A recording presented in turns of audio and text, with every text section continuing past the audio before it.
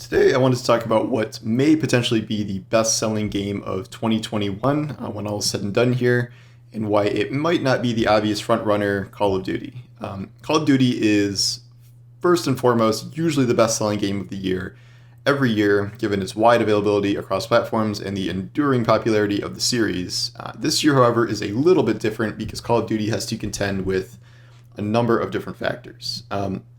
It has a few more rivals than usual. We have Battlefield 2042, which is a fully new Battlefield installment that is one of the most promising games of the fall and is releasing cross-platform on pretty much everything that Call of Duty is. We also have Halo Infinite, which had just had a really promising technical test for the multiplayer. And while that is Xbox and PC specific, it could definitely eat up into Call of Duty playtime by itself. There is also the fact that Call of Duty is competing with itself these days. The enduring popularity of Warzone, the free-to-play Battle Royale mode, can potentially lead to less Call of Duty box game sales because there's no reason for many Warzone players to buy the new Call of Duty when Warzone itself is just kind of rotating through seasons. So you have to be very engaged with kind of the core deathmatch-ish aspects of Call of Duty to want to buy that specifically or to play the campaign. A lot of people feel like they can just get away with playing Warzone and buying a $10 battle pass for the season, and they don't have to get the full game. Another X factor, I would say, this fall is going to be Grand Theft Auto 5.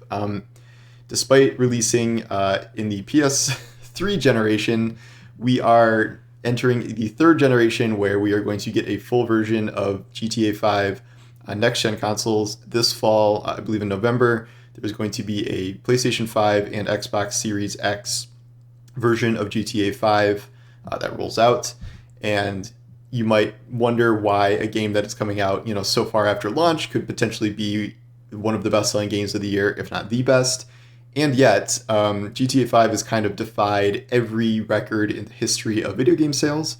It recently passed 150 million copies sold, which is not close to any comparable game, not by a factor of 3 or 4. The only games that are up that high are games that are for sale, usually for much cheaper, like something like Minecraft or PUBG, or games that are bundled with consoles like Wii Sports. In terms of standalone games, we've never seen anything like this, and so it stands to reason that when GTA gets a full re-release, it is going to be a major sales player this year, even though we'll only have a month or so to kind of rack up sales, so that could be working against it too.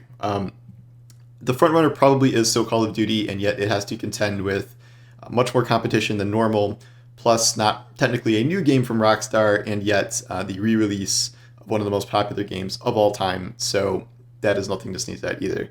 We'll have to see how this plays out, but I think those are kind of the main players going into this fall, and between those and something like FIFA, I think we have kind of our general list of what has the potential to be the best-selling games of 2021.